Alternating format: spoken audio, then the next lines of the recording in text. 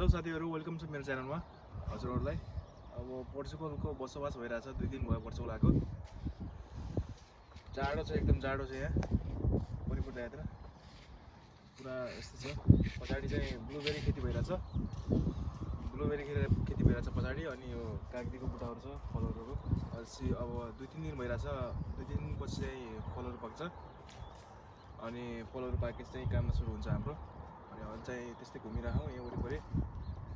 अब 2 दिन भयो पोर्चुगल आएको, तर नेपाल भन्दा धेरै जाडो छ। सोचे जस्तो नेपालमा जस्तो सोचेर आएको त्यस्तो छैन यहाँ। एकदम जाडो भइरहेछ। काम पनि अब 2 दिनपछि मेडिकल भएपछि बल्ल काम सुरु हुन्छ हाम्रो। अहिले चाहिँ त्यस्तै बस्ने खाने भइरहेछ। अब बिस्तारै हुन्छ होला। अब कार्डको लागि मेन कार्डको लागि भनेर आएको हामी यहाँ। हामी 4 जना आएको छौँ नेपालबाट।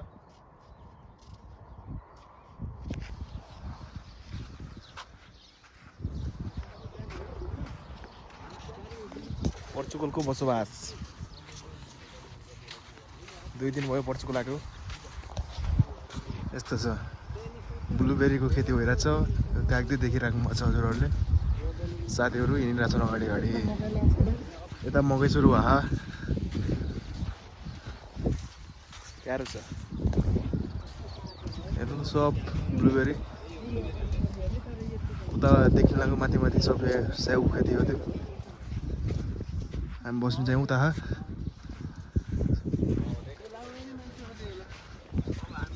यस्तै हो। सब कागतीहरू हेर्नु त। अब टिप्न पाइन्न, हेर्ने बस्ने। हाम्रो दिपेश सर, सुनिल सर, साथीहरू सबै छौँ। जाडो छ यहाँ त, धेरै जाडो छ। नेपालमा गर्मी छ, अब यहाँ त जाडो छ। तर ठिकै हो, पोर्चुगल छेरियो। साथीहरू, अब हामी भिडियो हेर्दै गर्नु होला। पोर्चुगल आउनु चाहनुहुन्छ, इच्छुक हुनुहुन्छ भने कोही आउन सक्नुहुन्छ।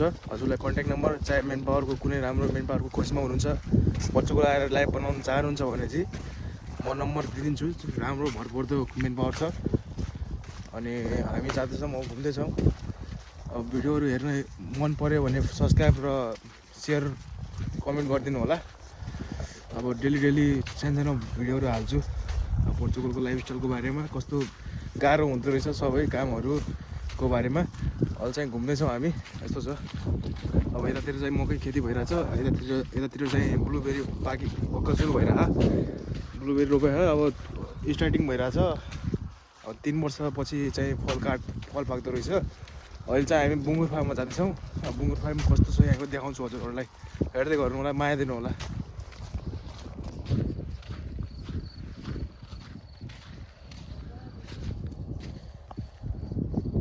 ब्ल्याकबेरी सरी ब्लुबेरी काँचै छ तर साथीहरू, पुरै काँचो छ यो।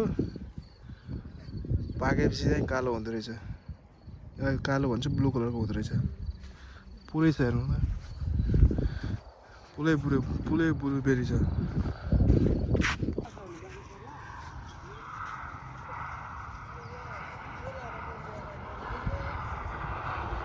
गाडी त पुरा रकेटको स्पिडमा चल्छ साथीहरू। यता यो हाइवे रहेछ यहाँ।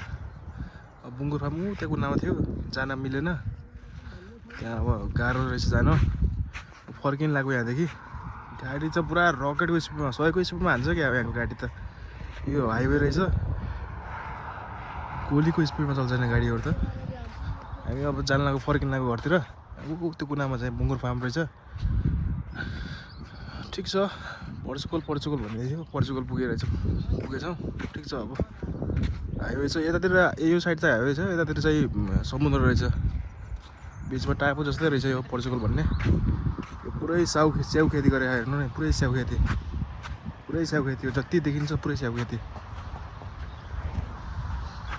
यस्तो छ, हेर्दै गर्नु होला। म नयाँ कुराहरू भन्छु, अब एक्सपिरियन्स गर्ने कुराहरू भन्छु। थ्याङ्क यू सबैलाई, माया छ पोर्चुगलबाट।